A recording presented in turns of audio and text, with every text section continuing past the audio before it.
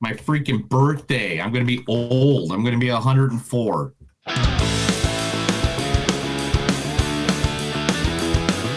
It's a show by Chris and Neil with all great movies. They are the real deal. We watch them all, so you don't have to. It's movies that don't suck and some that do. Ladies and gentlemen, boys and girls, listeners of all ages, welcome to a new episode of Movies That Don't Suck and Some Do. My name's Neil. I'm Chris. And I need to turn the volume up because I can barely hear anybody. And that's because I'm getting older. Yeah, that's it. You're getting old as shit, dude. It's crazy. I know. Like, I am 112. I mean, maybe. I feel 112. Sometimes I feel like I've lived like four different lifetimes at this point. Like, I feel like I dress the same, but I'm like a different person through all those different parts of my life. Do you understand what I mean there? Yeah, absolutely, dude. I absolutely do. And do you know what you do on your birthday? You do stuff. You go to a casino, you get really, really drunk, you gamble away half your life savings, and then right when the moment hits you, when you think it couldn't get any lower, you feel the steel. Yeah. Okay. I know you're excited about Steel Panther. What are we doing today? Oh, yeah, we're reviewing movies. All right. First movie that we're talking about today is none other than Highest to Lowest, featuring the one, the only, the man, the myth, the legend, Denzel Washington. You know what they are? They're liars, and so am I. See what happens when you deal with a liar? Huh? You see what happens when you deal with a liar? I lied to your little punk ass. Now I'm gonna kill you. What do you see when you look at me? Tell me. You better give me a right answer to what you see when you look at me. Killer, what you see, yummy? You don't know. Oh no. Man ain't spelled G-U-N, son. You got a choice. You got talent. You got a chance, and I want to hear about your environment, what your mama didn't give you, and the white man won't give you no shot. You got a chance. Use it while you're still alive. You don't know what death is. From the Equalizer 2. Equalizer 2. The one I really wanted, I couldn't really find. There wasn't a clip of it, but I found a clip of it. King Kong ain't got shit on me. Oh yeah, yeah. I think I pulled that last time. We did. I know that's why I didn't pull it this time. Also in this movie, the great Jeffrey Wright. Do you have any books by the writer Thelonious Ellison? Yeah, this way. Here you go. Right. Yeah. Wait a minute. Why are these books here? I'm not sure. I would imagine that this author, Ellison, is black. That's me. Ellison. Yeah. He is me, and he and I are black. Oh, bingo. No bingo, Ned. These books have nothing to do with African American studies. They're just literature. The blackest thing about this one is the ink. I don't decide what sections the books go in, and no one here does. That's how chain stores work. Right. You don't make the rules. I'm just gonna put them back after you leave. Don't you dare, Ned. Do not you dare. From the fantastic movie American Fittage. American Fiction, correct. American Fittage. Oh. We're having problems right now, so stop throwing things to me right now. I'm trying to fix everything and make sure I have everything. I don't even know all the clips I gave you. I just know the two main stars in the movie. Okay. So that's what I said. All right, now I got them up. All right. Also in this movie is Ilfenesh Hadera. I know they have. That's all she talks about on the phone. Oh, good.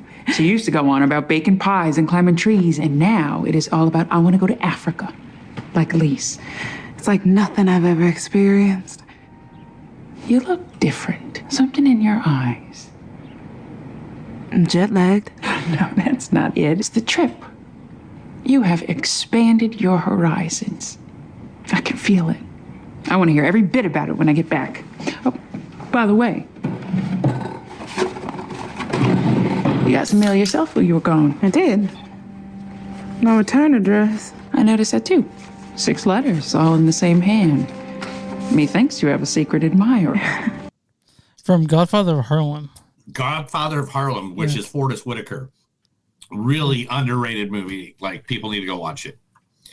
And also in this movie, the one, the only, the man that makes some mad hits. Oh yeah, we're talking about ASAP Rocky. See, said Rocky. What's your name, little? It's Malcolm. Look at here, Malcolm. I want you to do a favor. You see that green apartment there in the middle of the block? It's a nice little piece over there. I want you to go up to her and tell her that Don wants to talk to her. That's it? Yeah. Can you handle that? Yeah! Yeah. Can do it! Get the pedaling. From Dope, which is a fucking dope movie. Yeah. Dope! It's a show. No, Dope is a movie. I think it's a movie, but Dope is well. I thought it was, That's from the Dope movie. It came out like, I don't know, like 2000. Okay. It's a really good movie. I love it. All right, and not also in this movie, the one and only Aubrey Joseph. I was at a party with some kids from school, Ma. What kids? Enough already, Ma. Enough of what? The smothering, I get it. I miss him too. I'd do anything to get him back. But what I feel is already enough weight. Ma, I don't need yours too. Wait. Is that what I'm putting on you? Yes. You and Dad, it's like you're afraid if I don't do everything just right, perfectly, you're gonna lose me. Oh, baby, I wish it were that easy. I'm afraid that even if you do everything perfectly, I'm gonna lose you. Very emotional part of that show. Aww. And I know Cloak and Dagger was the name of that show. It was it was 2 seasons, but I really liked it. It was a very emotional. Like, I mean, they had powers, but like one girl, the Dagger was actually like a homeless girl, and like, you know, them fit. Oh, it was crazy. It was a show dealing with tragedy. It's kind of like how Thunderbolts is. Yeah. Yeah. So I do have an extra clip for Dean Winters, who's in this, and you guys don't. I'll play it right now. I'm a teenage girl. My BFF Becky texts and says she's kissed Johnny. Well, that's a problem because I like Johnny. Now I'm emotionally compromised and whoopsies. I'm all OMG. Becky's not even hot. That's from the Allstate commercial. He played Mayhem. His Allstate commercial. Why did he do that? I was like, did he really just pull an Allstate commercial? Well, I mean, like, he plays Mayhem in all those commercials. Oh my God. I know exactly who he plays. Okay. Oh my gosh, and this is what became of my life. Anyway, 45 years old and I'm fucking it up left and right. What did I go wrong? Where did I go wrong? It's okay, man. Here we are. All right, second movie this week is Conjuring. Last What's Rites. it say down at the bottom? Last Rites. Can you read what it says, like down there, and like next to the what does that say? Only in theaters. It says what was it?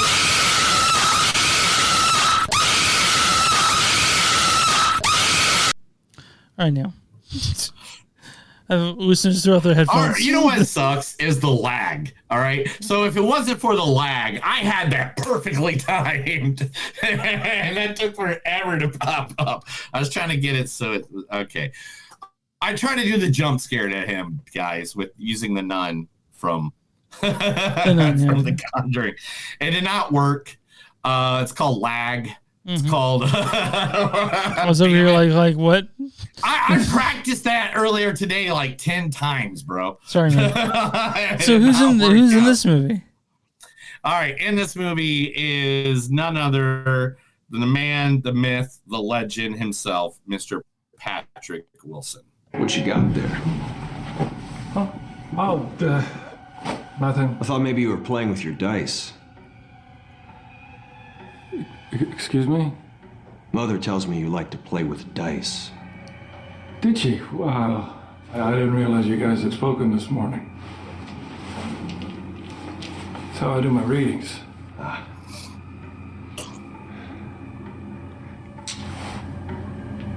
What have you got behind your back? Why don't you ask your dice what I have behind my back? Come on. Roll them and see. Mother tells me you were very good with them at the house. Come on. It'll be fun. Can you roll a 20 natural? From Cities Part 2. Yeah. Do you think he can roll a nat 20? I hope so. I really do. If he's that good with dice, can every time you roll a nat 20? Because that's how you get good with dice. Did you figure out how to roll those nat 20? I think they were regular 6-sided dice, then 20-sided. So. Oh, well, that's just a loser thing. That's just a very loser thing. It's a D6. Also in this movie, who's also in every single Conjuring movie with Vera Farmiga. Vera Farmiga. So hard. Farmiga, yeah. Farmiga. Farmiga. Norman, stop it. Norman, stop it right now. You are not attracted to me. Don't look at me. Norman, listen to me. It is completely normal. You are developing sexually. You're just confused. It's silly. Honey, we're just people. We're on some level like animals, instinctual. You're a man, I'm a woman, so maybe you notice my breasts once in a while. Big deal. It's freaking normal. It doesn't mean you're weird or that there's anything wrong with you. It doesn't? No. No. What makes us not animals is that we make choices. You can't help what you think, what your impulses are. We all have crazy ones. I do. I guarantee you, people dream about sleeping with their parents, their teachers, their dogs. It's just how we're wired. Sex is confusing. So you need to stare it in the face and you need to say, that is stupid. It is stupid. Yeah, coming there like, you don't want to fuck your mom before. That's what... Isn't that great? Yeah. Isn't that great? I was like, out of all the clips I could have grabbed for her, I thought her trying to tell her son not to rape her was the best clip I could find. I can tell you, I've never thought about fucking my mom, by the way. I've never dreamed about it. No, I've never had that thought. Yeah. Everybody else was pretty hard to get clips for, so I just grabbed one more for this movie. And to be honest, those two are basically the two we're going to talk about the most in this upcoming movie. Due to the fact that it's the end of the journey. Yeah. I mean, do you realize? Here it is, buddy. There are 8 movies. Well, 9 movies, I guess, right? Well, including this one. Yeah, 9 movies, including this one. Conjuring 1, 2, 3. Now this is 4. Then you got Annabella Creation, Annabella. Oh shoot, I can't even see what it's called. Just Annabelle. It's Annabelle Creation, and then it's Annabelle like Coming something Home. else. It's Coming Home. Or something. Yeah, or something like that. Comes home, and then the Nun. Isn't there a Nun too? Yeah, there's a Nun too, and this, I didn't realize that the Curse of Iona, but I guess they did. Yeah, we've seen all these. Yeah, we have. But I think we started. Reviewing them when it came to the Nun, though. Yeah, I think the Nun was the first one we did. But also in this movie, the awesome Ben Hardy. I tell you what, why don't I leave you my address too? You know, just in case you're in the neighborhood, you want to stop by. I mean, I'm always there. Not that I don't do anything, like, you know, I'm quite important. Well, I will be. I've got plans, ambitions, like. I'm gonna go, but you know where to find me. I do. Okay, ask me a capital city. What? Name any country, and I'll tell you the capital. Albania. Tirana. It's very impressive.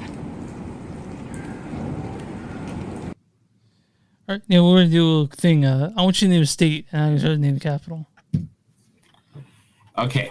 You name a state. I'll name. You want me to name a state and you name the capital? Yeah, I'll see. All right. Connecticut. Hartford. Wyoming. Jackson. Idaho. Boise. North Dakota. Fargo. I don't know. I think that's Fargo. I got you. I'm not sure. You didn't think I was going for the heart? Why do you think I was going to say New York and California? Well, I may have this. I may have some of those wrong. I don't want to. I'm going with that. So, but yeah, you guys can find. So I guess I should spell weird thing. Find us, right? I don't even know what's going on anymore. This world has confused me. I'm sitting here looking in the mirror every day, and all I can think of while I sit there in the mirror to myself is, why is nothing working today? There you go. You can find some. By the way, Wyoming Cheyenne is the capital there, and It doesn't matter what you think. yeah, Bismarck, North Dakota. Anyway, you can find Salon Movies on Suck.net. We're at Facebook.com/Movies on the Podcast. We're on Instagram at TS Podcast. We're on Bluesky Movies on Suck Podcast.social. We're also at Patreon.com/Movies on Suck. If you guys want merch, go to TeePublic, search Blackwood Productions. You'll find our shirt there with the stuff Neil's made. Or search Movies on Suck and something new on bonfire.com. And we'll also find it there. If you guys want shirts to support us. Also, we're on YouTube. Go ahead and add You Movies Don't Suck podcast. We're everywhere. You find podcasts on Movies Don't Suck and something. If you guys want a free sticker, free couple stickers, I still got some left. Send us a message, and I'll send some over to you with a nice little thank you note for free. Yeah. Yeah. All right, Neil. What do you do for small businesses, or who are we talking about today? Actually. You did it backwards. I know. That's sorry. the end of the podcast. Sorry. What are you drunk? Yeah. Who drunk, I can't drink anymore. Neil, who do you ever love to today? Today we're going to give a shout out to a local business that, Chris, if I still lived in Kansas City, this probably would have been my number one hangout. Okay. I probably would have switched up hangouts and gone there because, Chris, it is right across the road from where I used to live. Oh, Strangebirds. Oh, no. I already went to Strange Days. Strange Days was the place I went to all the time, bro. Okay. How many Strange Days shirts have you seen me wear? Come on. But right next to Strange Days Brewery, which is one of my favorite local breweries in the entire world, is Double Tap. Double Tap is a virtual reality arcade and pub. Double Tap is Kansas City's go-to spot for gaming, sports, and fun with friends. Located in the heart of the River Market, Double Tap KC combines the thrill of virtual reality gaming with a local bar and grill vibe. Guests love their food, their atmosphere. Guests will love the weekly events like trivia nights, music bingo, which is actually going on right after this podcast. So if you're bored, Chris, you can drive right down and go play some music bingo. Sports fans get to cheer the Chiefs, KC, and more, current and anything else. Whether stopping by for a fun night with friends, enjoying happy hours, or rooting for your home teams, they have the best drinks, some good food, and I mean, arcade. They got arcade. They got the food. They got the VR. I mean, I've actually, I've been there for a birthday party before. Did you have fun? Yeah, I did. Yeah, I've heard nothing but good things about it. Somebody told me about it the other day, and I was just like, dude, seriously? This is the thing I wanted to try. It's called the 50 States Bomb. They have a shot or a bomb, or you usually mix it with, like, a bomb is usually when you mix it with Red Bull or something like that. But I don't know what their line is. But they literally give you cards to try to get all 50 of the states. And I don't know if that's still a thing. I was trying to look it up since I live here. And, man, I would kill to play that game. I would try to see how many could I get in one night. Well, I mean, without dying, I don't know. Well, if I wasn't drinking, right? And I was doing nothing but shots. Well, dude, that's like one shot's like one beer. So if you did like, so 25.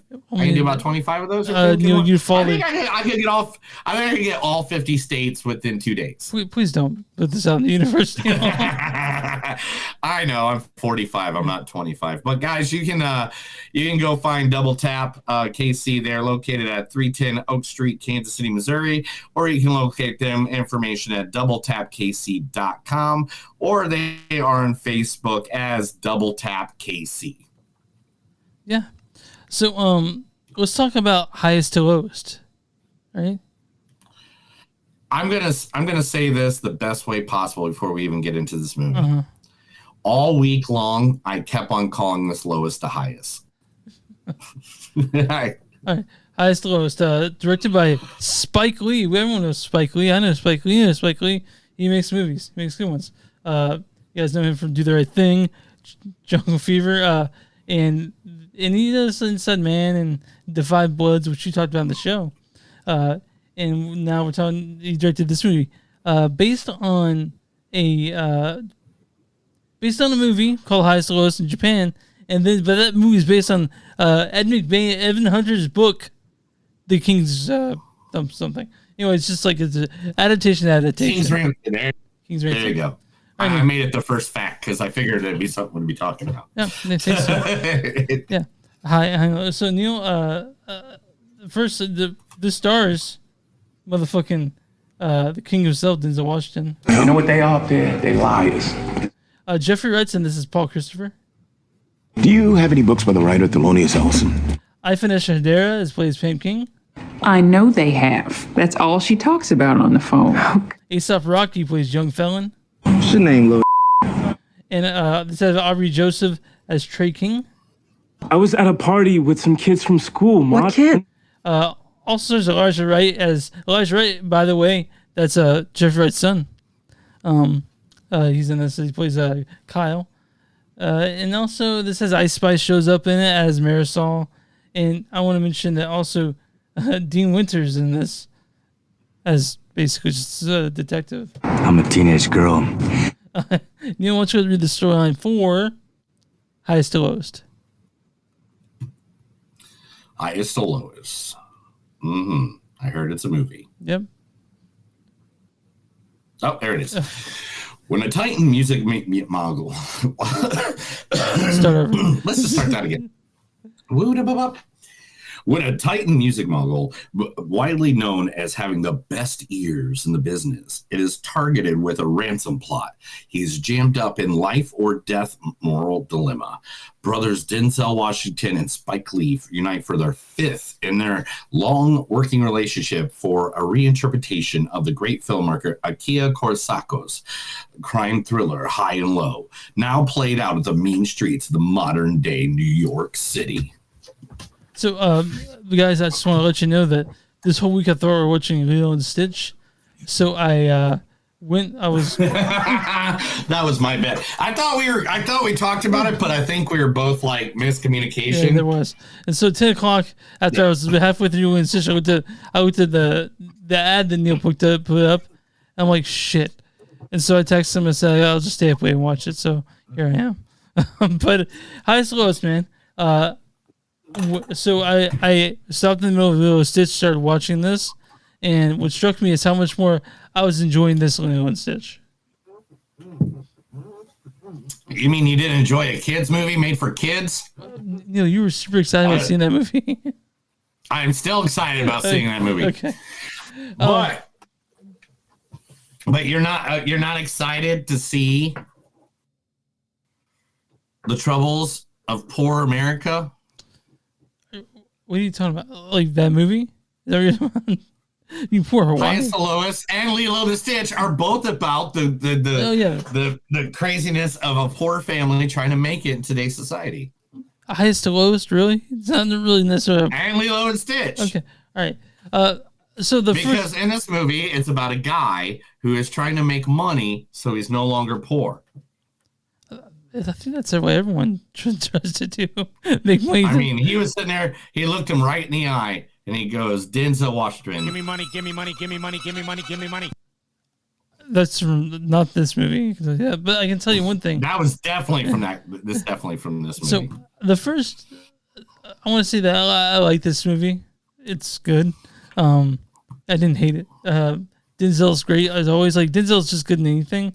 So like you put Denzel and Jeffrey Wright in anything, it's already like a 1.5 for me, 2 stars, just because they're so good. Spike Lee does a really interesting style in this. It's like his style when he does these movies, has the double shots and all that sort of thing. But I want to say the first 40 minutes initially, I was like, this sucks, right? But then it opened up and I was super into it. Yeah, it was. This movie was like, it gave me a slow start feel, and I was just kind of like, eh. But then finally it started picking up a little bit, and when it did, it was good.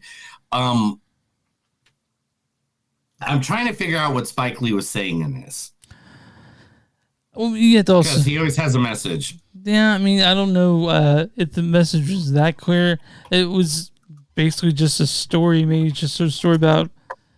I don't know, man. I'd like to know what Spike Lee, 68-year-old Spike Lee was saying with this. I mean, you can tell us ourselves, but it's an entertaining movie. That's what it is, for sure. I mean, I guess the easiest translation to get out of this movie would be if you make music, unless you try to threaten and murder their entire family, you can't talk to anybody in music anymore. That's apparently the case, right?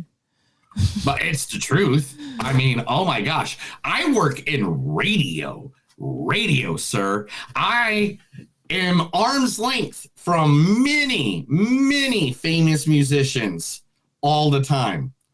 If I was to start to have any kind of conversation with them for more than 2 minutes, I'd be booted out of the fucking building. That's crazy. That sucks. I mean, that's literally the way it is anymore. They don't want anybody in their personal space because then it messes with their charade. Did I tell you that Greed Death is coming to my basement to do an interview at the end of the month? The band Greed Death? Mm-hmm. I'm super excited for that. Yeah. I heard you're getting naked. I'm not, well, I don't plan on it, but we'll see what happens. But play and see them happen. But yeah, anyway, so this movie, it really, it does. It's basically a man having a midlife crisis, even though he's in his 80s. Yeah, I mean, how old? Denzel's like 75, he's right? He's 30 years older than the wife, woman who plays his wife in this movie. I think that's one of the facts I have, actually. But yeah, and that's the one thing I just. No, that was the 17, 20, and the 20. But anyway, so I love the fact that he's kind of having this whole midlife crisis like thing, and it's like, well, it should be about the music, and it's never about the music. And then but can we tell you this movie has great music in it? Oh yeah, it has some great hit. Like I was sitting there jamming to it. I mean, not as much as I was K-pop Demon Hunters, but it still has some good beats in it. Sure. It's not the number one song on the billboards for the last 3 weeks, Golden, but yeah, it was fine, right? This was okay. At this point in Spike Lee's life. In Spike Lee's movie making life. Yeah. He should give us I want more of the old Spike Lee back, bro. You don't want Old Boy remake? I mean, great. This is fun. You made a movie, stuff like that. Awesome. When you went to a Spike Lee joint, it used to be, and that's what you called Spike Lee movies, if you don't know. When you went to a Spike Lee joint, like, you knew you're going to walk out of there with some, like, world-changing knowledge. Like, Do the Right Thing, Jungle Fever, Malcolm X. Like, literally, you're going into a world, Black Klansman. Like, literally, you're going in, and you're going to get information that you, or at least the general public, doesn't usually have. And it usually helps you out. And it helps you, like, get a better grasp on the reality of our world. This one didn't do that. This one was just like, yeah, this guy's rich. Yeah, somebody else wants his money. I don't know what he was trying to say when we were. Are we supposed to feel bad for the super rich guy? Like, I don't know. Are we? But I guess it has something to do about brotherhood and sort of like what, because there was the time of there's charisma at the end of the movie, but like for a lot of they're just kind of sitting there. I was like, God damn it, what are we doing? But when it does get like, there are some key points. Like one, like basically, was Denzel going to give away everything to save, someone that he loves? Was he like, it was just like different moments in this movie that we don't really want to talk about too much in depth unless this is a spoiler. Yeah. And we don't want to do that. But there are some good conflicts in the movie. There are some points in the movie where you're kind of like, man, I think Denzel's kind of a dick. And when you come to those conclusions and those things, that's one thing to think about it. Anytime Jeffrey Wright and Denzel Washington shared the screen in this movie, it was like, of course, it was good. They belong together. They belong together. You got two of the best doing it. And the songs in this movie, like the one even at the end, there's one at the end where this girl was singing. That crazy live performance at the Puerto Rican parade. Yeah, it was like, gosh, what was that one song? Give me a second. But anyway, this was just really good. It was nice. It was a good watch. It was a little long for my, I think they could have cut some. Yeah, I'm with you. I understand. And I think they could trim that a bit. But anyway, this movie was really good. The company between the two actors was awesome. Everybody played their part in the movie. I don't know, man. I kind of felt like it was missing heart. Like it was missing it had a lot of style, though. I will say that it had a lot of style and it had good actors, but I don't know, man. It just felt like to me like they weren't in it to win it. You know what I'm saying? Like they. It was like I really thought it was kind of messy. Like it wasn't. That's maybe it. Maybe it was messy, and it just made me feel like the movie was disingenuine. Yeah, it was just there were parts that had no energy there, and it was uneven. Like it's kind of a mixed bag with this movie. There's things that I really liked about it, things I didn't really like, which, like you said, the messiness. But then of course the ending. I love that fucking ending. Like the last climax area, those last 15 minutes, I was so into the movie. But it didn't make up for the ride it took to get there. So it was okay, man. Like I like Spike Lee, and there's a lot of Spike Lee in this, but I think you're right. It was missing the heart that you and I crave in the movie. Not every movie needs to have heart. Yeah, but I felt like this one did. I felt like this one needed to have a little, had to have heart because the subject matter of getting a kid taken away and everything like that, and like the friendship between two people that are supposed to be friends for over 20 years. Yeah. I think like there's, and most of it is like them dealing with their family or all their stuff. You know what I'm saying? Yeah.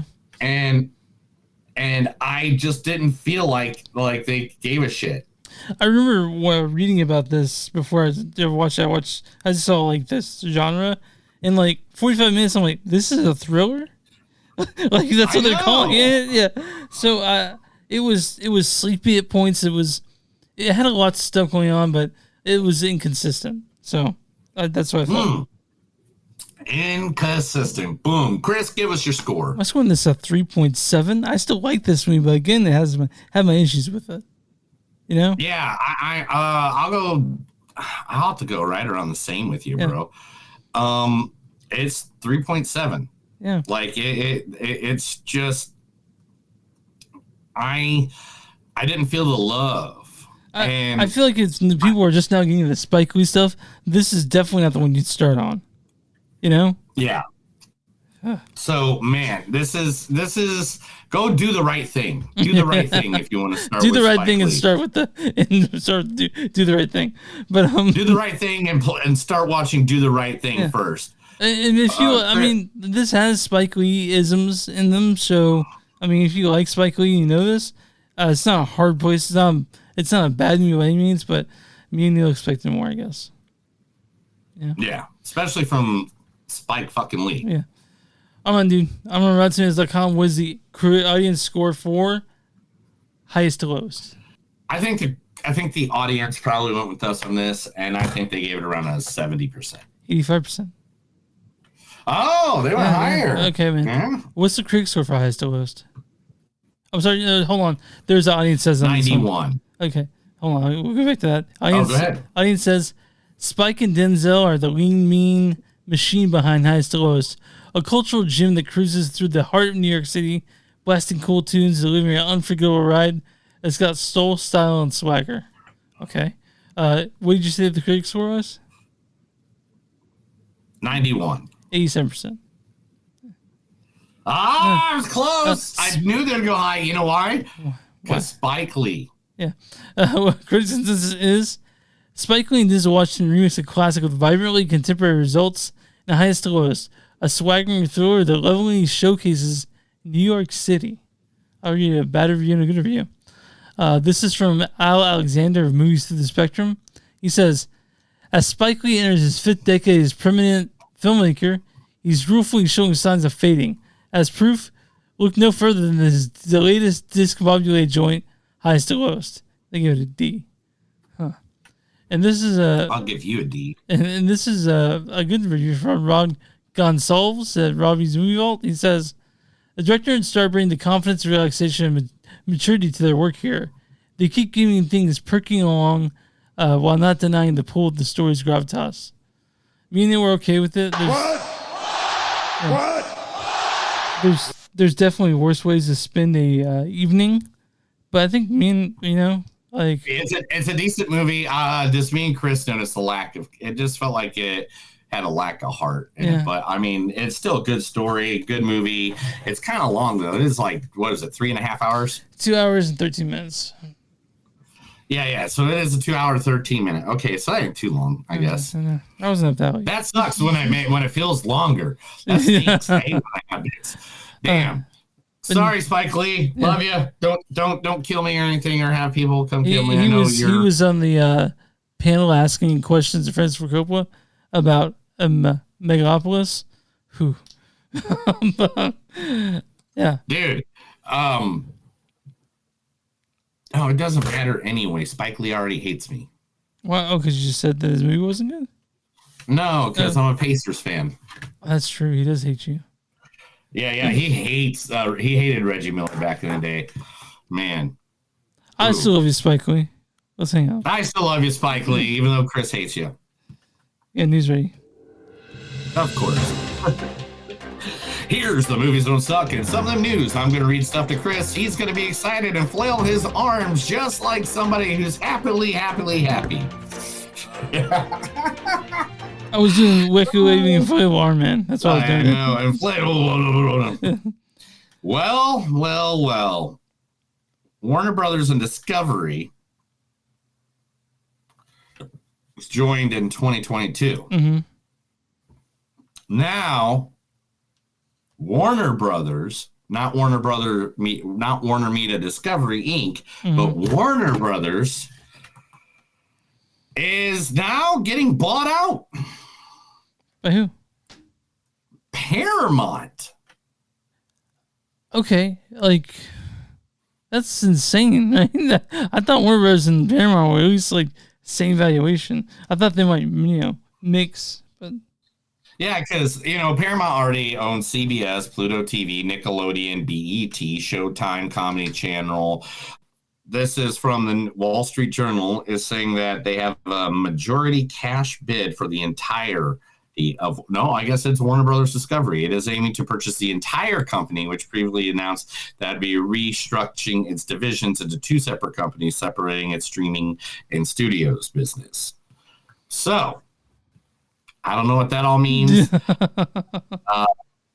if you buy Warner Brothers Discovery, you better, and I mean this from the bottom of every single person like me, you don't F up with my AEW wrestling. Okay. You want to... Okay. That is the main that's the main thing right there, Chris. If you know, we need to make sure that all the people in future can listen and watch pro wrestling that isn't just WWE. You know what I mean? Okay. I mean, yeah. I mean, this is your thing, so. Because AEW is totally. I'm better than you, and you know it. Okay. It's better than WWE. Anyway. I'm not going to fight that fight right now. I got too many. There's too many irons in the fire in this week. I'm not. You don't have it in you. You don't have it in you to fight that. Yeah, I don't have it in me. One of the most classic movies of all time is on its way to make $1 billion. $1 billion. And because of where it's being shown at. That's right. The wonderful movie, The Wizard of Oz, because of its 5D experience. Have you seen the videos on this? It's the Sphere in Las Vegas. Yeah. The Sphere. And they added AI. They used AI to fill out the screen, which that kind of pissed a person or two off. Mm-hmm. Whatever. But the whole globe is filled, and then like things are blowing in the air when a tornado comes. It is 5D. The average ticket price to go see it. Are you ready for this? Yeah. Is $200. That's a lot. I feel like, but it's a Sphere. I mean, it's the Sphere, and you get all this like cool. Like if you go watch some of the videos from it, dude. Like, and so you got to think $200 a ticket, 4,000 to 5,000 a day. Huh. Okay. Yeah. So they're ranking up the bucks. Now other movies are thinking, maybe we should give this a go. I mean, what movie do you think would be good in the Sphere? I obviously Twister, right? Yeah. I'm trying to think of like more colorful things. Like that's what we don't want to pop, you know? The Matrix, if they do it right with like a laser show. Yeah. They do it like a laser show. Yeah, I could go with that. Yeah. Pink Floyd, The Wall, of course. Oh yeah, you got these music stuff there. I know Backstreet Boys were there. Not Backstreet Boys. I think NSYNC were there, or Backstreet Boys, one of the two were there. I don't know which one. But they were there performing like 5 shows in a row at the Globe. Or the Sphere, rather. Grateful Dead's performed there like 100 times now, at least, easily. Rest in peace, Jerry Garcia. But no, it doesn't matter. John Mayer's there now. I guess. John Mayer's a badass guitar player. I know that. I know he's an amazing guitar player. Yeah. Anyway, Netflix is working some of the details on Netflix's new video game show, Biosphere, based off, of course, Bioshock. I'm sorry, is based off of the video game series. Has recently revealed new details about the story and the production. Bioshock is a first-person shooter game that, did you play it, right? Yeah, I did. Bioshock was awesome. Yeah. A Bioshock movie adaptation was announced. There was multiple. Where to say? I'm so excited. The director, Lee. What's his first name? Roy Lee, or producer Roy Lee. So Roy Lee, the director, says Netflix wants to keep everything under wraps, but it's definitely going to be based off of the first Bioshock game and not Bioshock Infinity. Yeah, Bioshock Infinite, man. I believe that should do that shit in 8 hours, like the main story. But yeah, the first one's scary as fuck. Man, that game pissed me off. Yeah. I got through it so quick. I was like, why did I pay $60? Yeah, I was kind of pissed about it too. It was great, but it was so short. But the first one's really good. So the fourth highest movie of the year at the movie theater, How to Train Your Dragon, will be hitting the good old streaming networks October 10th. I guess for everybody out there that's been wanting to see that. We gotta check it out. Definitely. I was watching half of it today. But I sit here in front of 3 monitors working on shit. Noise. Okay. That and TX2. TX2? What is that? The band. It's like a goth punk band. Okay. I love them. Like, there's this one song called that it just starts off and it goes, I'm that fuck boy, goth boy that your mother warned you of. Okay. I sliced your name in my arm last night. I love it. It's like punk goth. It's awesome. Anyway, talking about a punk rocker, Superman is now a little bit of the story has been let go by Mr. James Gunn. And to let you know that Lex Luthor won't be the major villain of the next Man of Tomorrow. It's going to be Lex Luthor and Superman working together. So that means it's either going to be one of 2 people in the DC universe. Who's it going to be? It's either going to be Darkseid, but I don't think that. I think that will be their Thanos, okay. Like the weight of it for that guy. I think it's going to be Brainiac. Brainiac? No, I don't know. Brainiac. Yeah. Let me ask you a question. Does Brainiac have a giant head? Yes. Oh, okay. Or his ship is his giant head. Okay. All right, and then he has a bunch of... He's like Ultron from Marvel, but way more intelligent and way more brutal. Because he don't give a shit. He's just there to collect He wants to collect your town. That's what he wants to do. He wants to scoop it up, and he'll shrink it down into a little jar and just watch you guys and observe you guys. That's sweet. That's cute. He flies around. Right. That's very cute. Yeah, he's Fantastic Four is 5 seconds away from being pulled out of the theater because it's at the end of its run. This week, though, it did finally beat another trademark, another haven.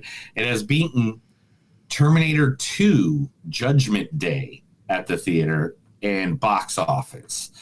So now it has gone up. It is literally $22 million. It has grossed $333.1 million globally, and Terminator 2 did $328 million globally. I mean, so is that adjusted for inflation? That movie came out fucking 30 years ago. You know, sir, I don't have quite answers like that all the time. Right, and just because you want to be rude. I like to read. I watch it at least watch 1 year. All right. Now You See Me 3. Mr. Jesse Eisenberg has been like, hey, there's going to be a twist ending, and we have a bunch of cameos coming through the movie.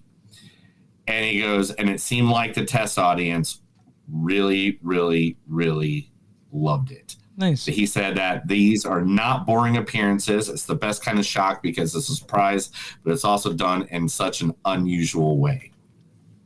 Cool. Creativity. We love it. Hey, Paula, I want to marry you. So. Oh, that's a song from the 80s or 60s or something. It was in Animal House. The guys sing it. Anyway, Chris, are you ready to hang up more posters in your hallway? Yeah, sure. What though? Because guess what? Not only do you have the 7 Harry Potter books? 8? How many? We is considering voicing those Sailor Moon characters. You know, Sailor Moon? Yeah, she's a big Sailor Moon girl.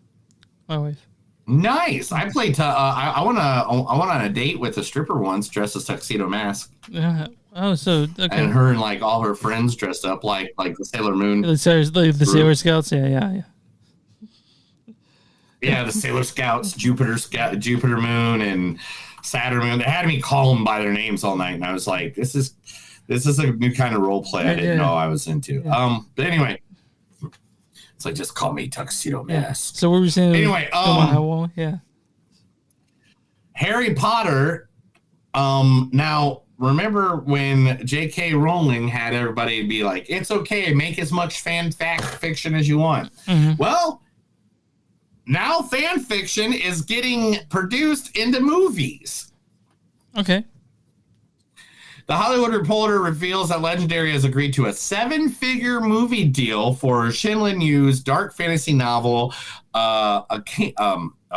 Acclimist, which started out as a Drake Malfoy and Hermione Granger fan fiction, but now it's going to be a larger world.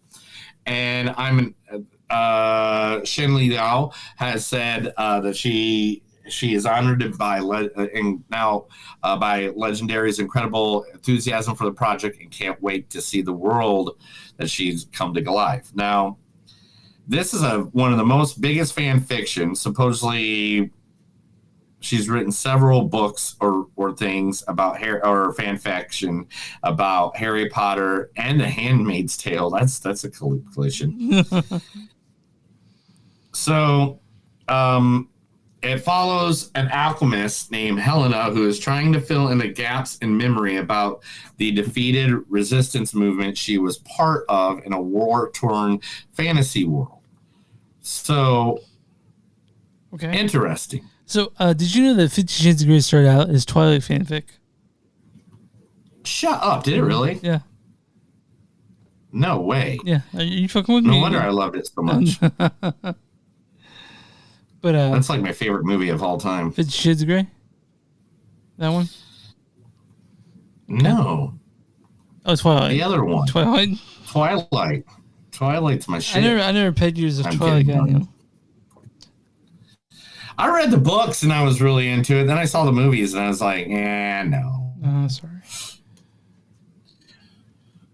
The new Mel Brooks movie will not tell you, well, Josh Gade won't tell you at least, if the person that we all want back for the new Spaceballs movie is back or not back. And that is Dark Helmet himself, Rick Moranis, who has not been really acting for some time now.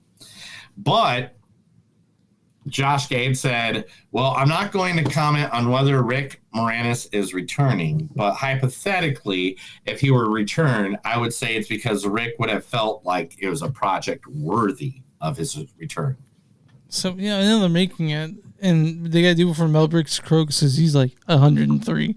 So it's 112, Dan. Okay, sorry. 112. Sorry. He's really old. Yeah, talking about Josh Gad, I got a sad news story for you, buddy. Frozen 3 is getting pushed back to November 24th, 2027. I know you're sad about that. You go have a good cry. Go have a good cry if you need to. Couldn't care less, honestly. I know, but there wasn't much in the news, so I gotta grab what I can, buddy. Right. Like this next one, K-pop Demon Hunters, a movie that we reviewed just a couple weeks ago, last week. Yeah. It has now broken every record for about every movie ever, including most Billboard hits per week per diem for a single movie. Yeah, it's a good movie. We like that movie. So it just broke Billboard charts now. It's like, it has got like this thing. I want this movie to win the EGOT. I don't know how it's going to get a Tony. Okay. But it could get a Grammy right now. It can get an Emmy. It can get an Oscar. Wait, it could get Emmy? How can it get Emmy? Yeah, I don't know, but they could figure it out. Yeah. I mean, they can do probably spin-off shows of this, or at least like they gotta do a K-pop Demon Hunter show, right? I don't know.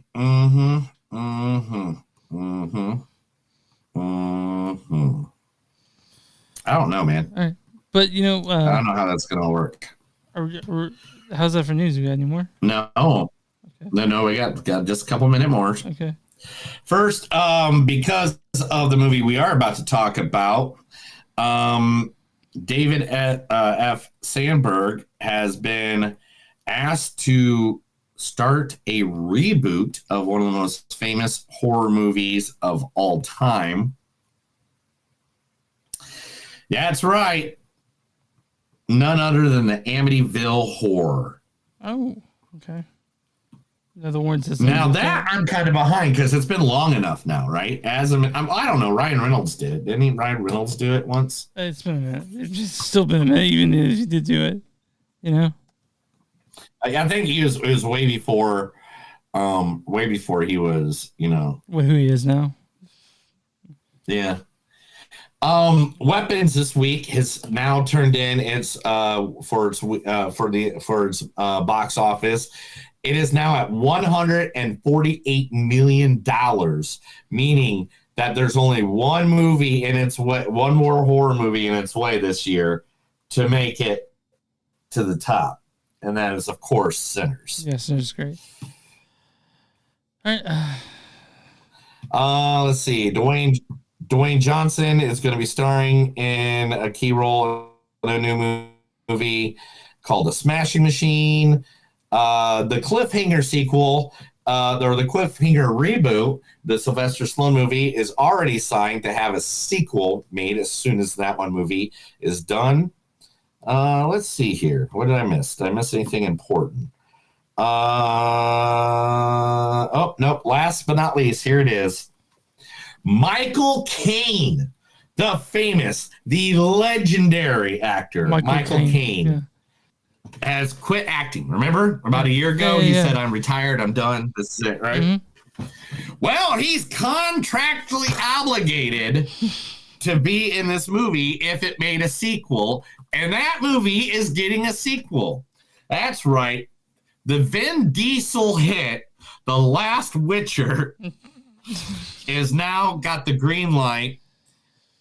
Is it The Last Witcher or The Last Witch Hunter? Last Witch Hunter. My God. See, that's how much it's still been fucking. I still like. It bombed at the box office, but they're greenlighting a sequel because of all these other supernatural things going on right now, and they greenlit it for a sequel, which means Michael Caine will reprise his role as Vin Diesel's leader in the movie. Okay. Well, I guess good for. I mean, you're probably like, fuck. He's probably thinking that Michael Caine, but, you know, whatever. I mean, it's Michael Caine. He's probably like, man, I gotta get out of here. But talk about getting out of here. Chris, that's the end of the news this week. That was the movies that don't suck and some of them news. I told Chris a bunch of stuff, then he yelled at me in public, beat me, threw me to the curb, just like he did his last 7 wives. I've only been married once, and I think she has food for me upstairs. But with some of the nice. Is that why? That's why you're rushing. You're like, I gotta get food. I'm hungry, man. With some of the Conjuring last rites, this is directed by Michael Chavez. Michael's directed also The Curse of Llorona, The Nun 2, The Conjuring, last Conjuring movie, and now it's he's directed The Conjuring last rites, which is supposedly the last movie in the Conjuring universe. Is stars Patrick Wilson as Ed Warren. What you got there? Vera Farmiga plays Lorraine Warren. Norman, stop it right now. You are not attracted to me. And Ben Hardy plays Tony Spera. I tell you what, why don't I leave you my address too? This also stars Tomlinson as this Judy Warren, Steve Coulter is Father Gordon, Rebecca Calder is Janet Smurl, Ellie Cohen is Jack Smurl, and a couple other people you might recognize. Neil, why don't you go read the storyline for The Conjuring Last Rites? Paranormal investigators Ed and Lorraine Warren take on their most disturbing case to date. Jack and Janet Smurl and their family move into a brand new home they dreamed of, which turns into a nightmare as their home begins to show signs of demonic infestation.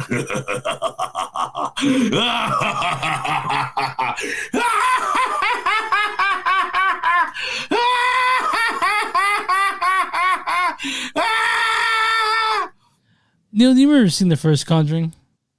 What an excellent day for an exorcism.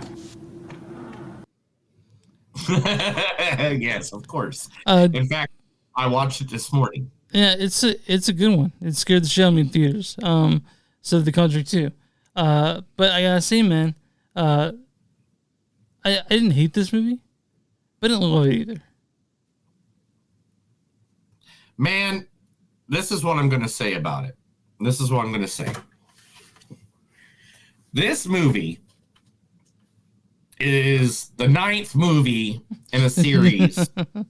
Now, the 9th, the 10th. I don't know how many movies exactly. I could ask, but I think it's 10. Yeah. I think I had it wrong with. Yeah. But for it to be as half as decent as it was, for being like the 10th movie in a horror movie franchise. When is number 10 ever good, let alone number 4, if it's just number 4 of the Conjurings? Name me right now a number 10 horror movie or sequel of a horror movie series that's either number 4 or 10 that you're like, man, that was the greatest ever. Saw X was not very good, was it? Saw X was good. That was not the one with Jigsaw? Oh, or they went back. I don't remember. Not Jigsaw, because Jigsaw was different, but wasn't Saw X the one where they went back? Keep going. Yeah. I thought Saw X is the one we actually did like. Yeah. But what my it is that one. Is that one? Yeah, the one where John Kramer comes back. Yeah. Okay. Yeah. So that one. But it's very uncommon. Very uncommon.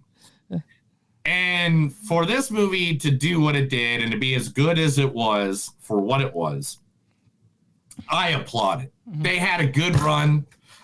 we got them all. I mean, how many Annabella dolls do you see running around? I mean, how many of the Nun do you see at when you go shopping at department stores or any place that has any pop culture stuff, or even if you go shopping around on the internet? This became a phenomena, and not only a phenomena, but it came be part of the slither of pop culture. And good for them to finally say, hey, let's just finish it. Let's be done. Yeah. Because they could have gone back and got more case files of these people, because they had over like 100. Yeah, the Warrens are both the Warrens have passed the originals. And I didn't look at how much of this was probably fabricated, because the Warrens have many detractors that, think that things happened. And I might be one of them. But they're entertaining movies. Right, I like. Yeah. And Patrick Wilson, I said it before. You look up white guy in the dictionary, it's a picture of Patrick Wilson, but he's a good actor. Right there. Night out, all day long. Vera Farmiga, very good. They play their characters. You know who the Warrens are, even if they're a little bit of buzzkill. They're never that funny. I do like the addition of their daughter, and also Tony Spera. That guy. It was right. It was good. This movie was a little long for what it was. It took a while to get to where it was going, and this is definitely not the scariest movie in this franchise. Also, I do like that these movies, though, the Conjurings, and not the other outside ones. Mm-hmm. They're directly right after each other. Yeah. I mean, so I do like what they did there. Yeah.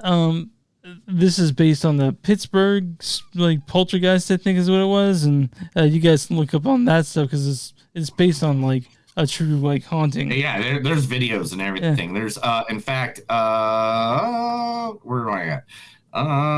Where's it? Where's it? Boom, got pictures. Yeah. Boom, that's the real family, and that is the real. What Ed Warrens, and Lorraine, and I can tell you that Patrick Wilson looks nothing like Ed in this, but I know, right? Yeah, looks nothing like Lorraine, but Vera Farmiga can pull off Lorraine. I think she can pull off anything. I love both of them. Patrick Wilson's pretty good too. Yeah. I mean, it's like they almost verbatim did this picture. Yeah. Oh wait a minute, wrong one. But this. Oh no! This and this, boom. Yeah. This. The family. And this. The family's the same. The family. Yeah. This okay. So this is one of my biggest pet peeves with this movie. This movie was throwing a lot of money. Uh-huh. A lot of money. Yeah. And it was going good. And I was enjoying it. And, you know, we're getting little pop-ups here and there. Yeah. little stuff like that coming in. But these two creatures are the worst CGI. CGI was not great. Yeah, it was not great. The CGI. Look at the face on this little lady. Here, I even got a closer up one. There we go. Look at her. Like, I'm not that good at CGI, but I'm pretty sure if I sat down and read a book on it, I could have probably made someone look a little bit better. And I'm just saying that maybe because I do create characters in wrestling and games where I create things.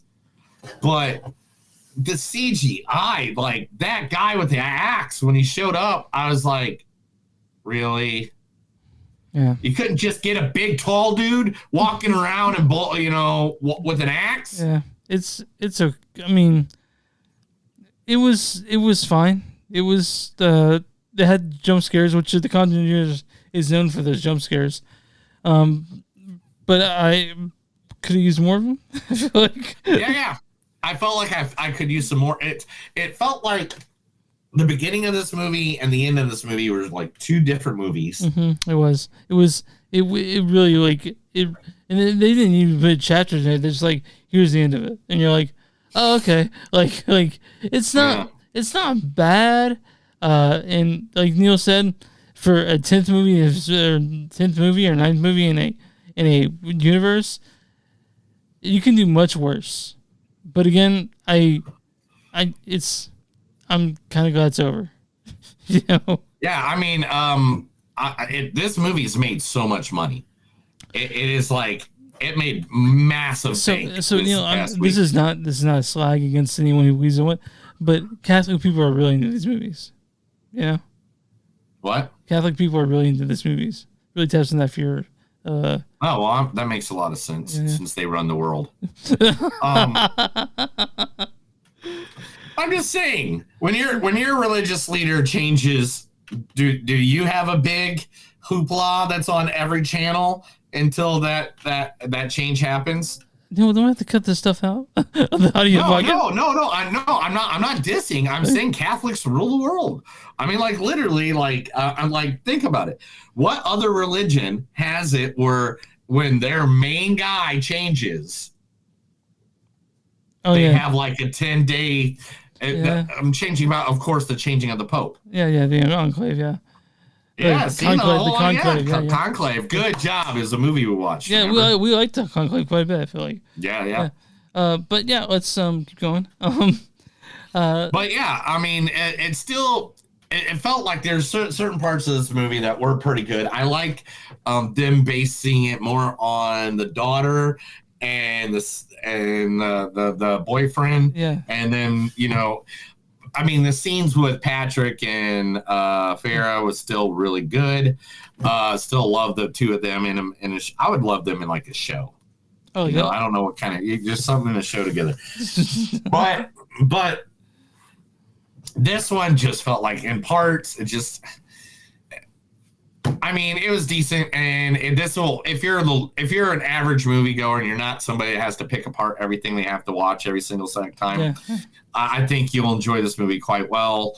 Me and Neil, we're pretty critical of stuff now. We can't help it. We can't help it because we've seen so much. Chris has made me watch. I mean, we're in episode 379, so that means on average we have watched at least over 760 movies for the podcast, and on top of that, another 40 to 50 just for Panic Fest. Yeah, that's true. And then on top of that, just whatever movies we just watch in our own spare time that we don't even bother bringing into the podcast. This is true because I watched something from 1999. Were we gonna talk about that at all? Maybe not. No, no. I watched. I bought a part of what movies did I watch this week? That I was Extinction 2 with Chris Hemsworth. That was at the beginning of the year. Yeah. I forgot about it. I didn't even remember it was out until I read a story today that they're already working on a third. And you're like, oh, okay. That makes sense. I'll go ahead on this one, Chris. I liked it. It was decent. I'm glad they finished it off. It's done. It's over. I mean, and I'm glad they're telling people it's over. Mhm. So, I mean, if people want to go do more stuff or do something different in the Conjuring world, they can reboot it, remake it, redo whatever. But I'm happy with that it ended, and I'm happy for these people. I'll give this like a 3.9. I think it was decent. I think it was good. I'm going to go 3.8. I that CGI just really bothers me, especially in a movie this well known. Who puts shitty CGI? I mean, it was like 1990 CGI. It's like I was watching Spawn. Like, remember Spawn? That was terrible. That was terrible. Go back and watch Spawn today. Oh my God, the cape and the violator. Oh, anyway. I give this a 3.7, 3.6. It's okay. It's just, again, both movies were fine this week. They were okay. They were. Yeah. Both of them went a little long. Both of them were. I mean, I know that what people are trying, and I get it. Yeah. And I get it, and I'm glad you're trying. Yeah. I mean, I think every time I know exactly what they're trying to do. You know what they're trying to do. What's that? Give me money, give me money, give me money, give me money, give me money. That's 100%. Yeah, it's true. But it's over. 100%. Yeah, but Neil? It's all over.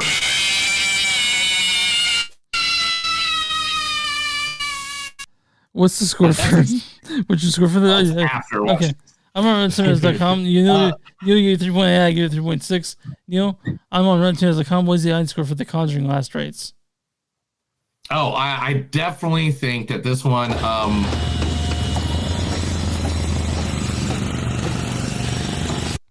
No. Try again. Sorry. I think this one was. Ooh, a lot of people haven't seen it. I'm going to say 83%. 79%. 79%. Yeah, this was a giant. Well, by the way, this is giant juggernaut at the box office. It was like the highest opening film, I think, opening for a horror film, like third ever. It's crazy. Yeah. It's like one of the biggest selling films of this year already. Neil, what is the critic score for The Conjuring Last Rites? I think critics hated this. 57%. 100% correct. You got it. What? Yeah. I guess that means we need to end the show now, right? When was the last time I got one? It's been a minute. Like it's been a month or 2 or 3. Oh my gosh.